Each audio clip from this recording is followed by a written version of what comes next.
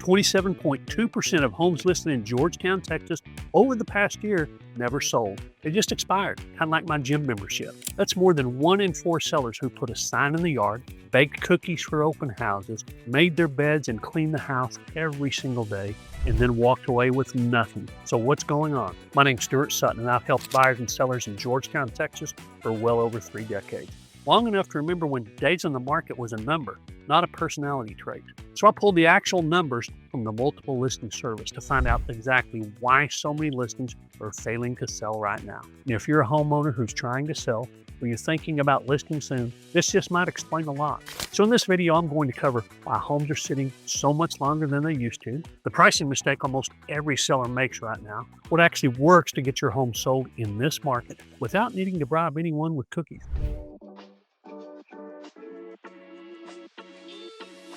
Now here's a number that tells you just about everything you need to know about Georgetown, Texas real estate right now. The median home sits in the market for around 89 days before it sells. That data comes from the Unlock MLS, and that's July of 26. For context, that's long enough for a listing to go from charming to, does this house have a backstory? Now there's a rule of thumb I've used for decades to read a market. Under 45 days in the market, sellers have leverage. Between 45 and 70 days, it's roughly balanced. But once you cross 70 days, buyers are calling the shots. According to days on market, Georgetown is sitting inside buyer market territory. Now, it's certainly not the same everywhere in Georgetown. This is where a lot of headlines get it wrong, because they talk about Georgetown like it's one market. It isn't. Not only do the obvious geographic parameters vary, such as by zip code, but there are 5 micro markets in Georgetown, and they perform very differently. Typical subdivision homes are staying on the market longer than 55 plus homes. In 1 acre plus homes, longer than that. Meanwhile, inventory keeps climbing steadily. Active listings in Georgetown up about 5% over a year ago. About a 5-month supply of homes. More houses, more competition, more time on the market. That's simple supply and demand. But it's what's catching sellers off guard, because a lot of them are still pricing their home like it's a year or 2 ago. And since prices have been slipping steadily since the summer of 22, that doesn't work very well. It's pretty much like me trying to wear the same pants that fit me a couple of years ago. It just doesn't work. You know, I get asked quite often why days in the market matters if the seller isn't in a rush. Well, quite sincerely, every day a home sits, buyers start asking why. They pull up the listing history, they see the days climbing, they assume there might be something wrong with the house, even when nothing is. It's really not about the house most of the time. It's about the number. Home priced right in this market can still get real showings in the first few weeks. Home priced even 5 or 10% above market, well, buyers quietly scroll past it. They don't text or email to ask questions. The gap between priced right and priced hopeful is exactly where Georgetown's 89-day median is coming from. It's exactly what I'm going to walk you through next.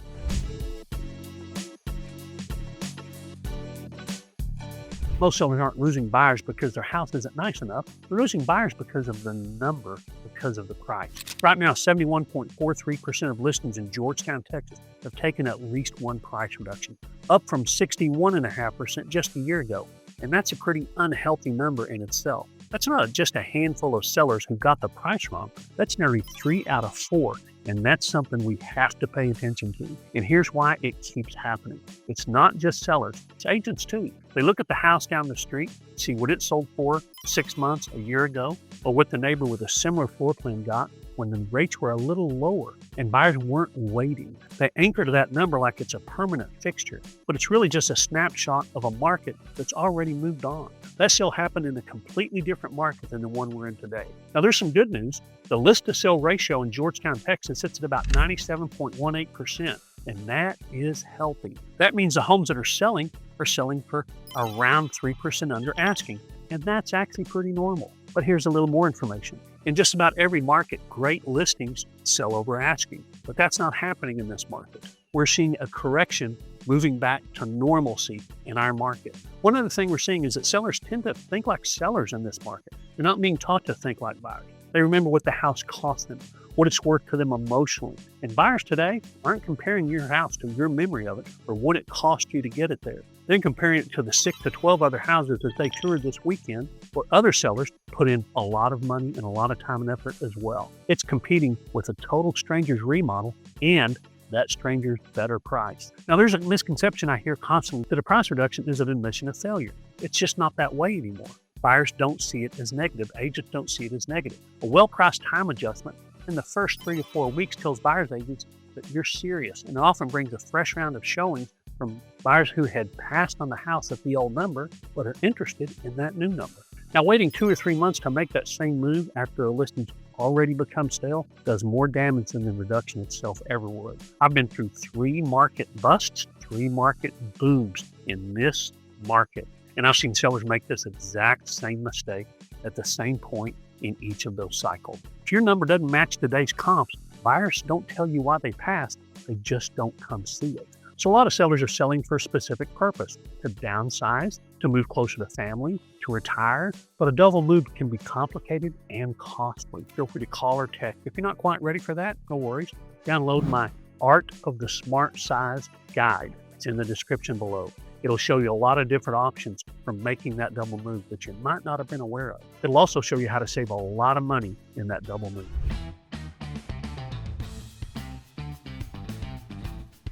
When a house doesn't sell after 90 days, most sellers do one of 3 things. They pull the listing, they try to rent it out, or they just wait it out and hope the market turns back in their favor. You see, right now, delistings are climbing fast. I actually have never seen delistings at this rate. Realtor.com found out that delistings as a share of new listings jumped 32% earlier this year. That's a big jump, and it tells you sellers aren't desperate. A lot of them have plenty of equity and a mortgage rate so low that they'd rather just wait than take a lower number. But here's the trap. Freddie Mac's weekly survey has the 30-year fixed rate at 6.58% as I'm recording this. A big chunk of Georgetown sellers are sitting on mortgages under 4%, some even under 3%. Nationally, about 21% of homeowners now hold a rate above 6%. That's the first time that group has actually outnumbered those with a rate below 3%. So let me explain. Plenty of Georgetown sellers still have that old, cheap rate, and that's hard to pass on. Trading it for something close to double the cost feels like a loss before the sale even closes. In other videos, I've called this the golden handcuffs, and it's the biggest reason sellers freeze up. That 3% rate is something they have a relationship at this point. They don't want to let it go. The problem is, waiting doesn't fix the pricing problem. It just delays it. The way ignoring a check engine light delays the repair bill. Renting the house out sounds like a solution until you factor in property management, tenant turnover, and the fact that you're a landlord now instead of a seller, which is a completely different job. And it's certainly not for the faint of heart. In pulling the listing, in erasing days on the market, it's kind of a myth. When you relist 6 months later, agents can simply look at the history and see that that's exactly what you did. You're actually weakening your position a little bit instead of getting a clean slate. I've watched sellers try all 3 of these paths in the same year. Sellers who pulled their listing convinced the market would spring back, but when they relisted, agents just pointed at the old listing history and used it as leverage to justify a lower offer. I've seen plenty of sellers try to rent as well, and that math almost never works out the way sellers hope it will. But there are ways to manage your sale in this market.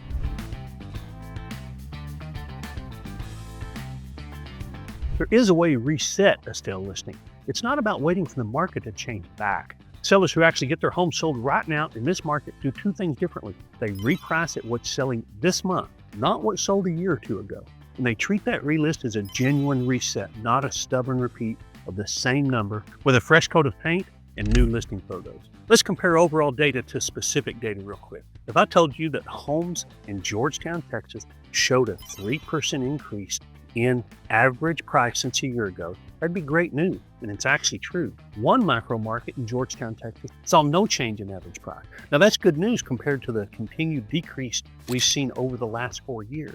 Another specific sector showed an increase, even better news, but another micro market showed a decrease. A lot of agents sell Georgetown, but few actually know Georgetown, Texas real estate, lane by lane, micro market by micro market. You see, the buyer pool for Sun City is completely different than a buyer pool for Parkside on the river. What's true for one pocket isn't necessarily true 2 miles up the road. And treating it all as one market is partially how sellers have ended up pricing wrong for months on end. That's why I tell sellers to ignore citywide averages, especially market averages like the Austin Multiple Listing Survey. The only data that actually matters is the same micro market sold in the last 60 to 90 days in the same price band as your home. Anything older or farther out is just noise dressed up as data. That's the equivalent of your uncle's stock tips from 2 years ago. There's actually reason for optimism if your price is right. The months of supply currently sits right around 5 months, which is pretty much a balanced market. New contracts were up 14% recently, according to the multiple listing service for Georgetown, Texas. And overall, home prices are slightly up from a year ago. But slightly up doesn't mean it's okay for an already overpriced home to stay that way.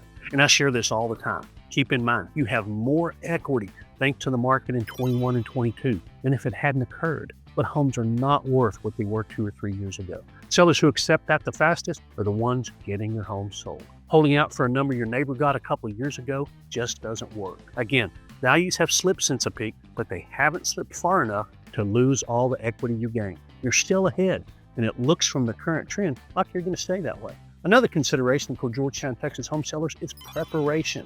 I probably see more homes than anybody that you'll meet. I'm a little old-fashioned. I believe that seeing homes is far better than looking at pictures and videos. And from what I see in the market, so many sellers just don't prepare properly, either because they're not shown how, or they just didn't take the time. Proper preparation is more meaningful now than it's ever been in this competitive market. So to compete today, pricing and preparation are crucial to your success. So if you're a Georgetown seller who's already been through this, or maybe you're thinking about selling and don't want to be one of those whose homes fail to sell, call or text me directly. I'm a little old-fashioned. I do respond to my texts and calls personally. We'll discuss the appropriate comparable, the appropriate market data, and build a plan to prepare your home to get top dollar. And just so you know, the plan that we process you through virtually eliminates the number one reason home buyers terminate contracts. So you're going to be a step ahead before you ever put your home in the market. I hope this video was informative. I look forward to meeting you soon. And remember, it's your choice, so make it a powerful day.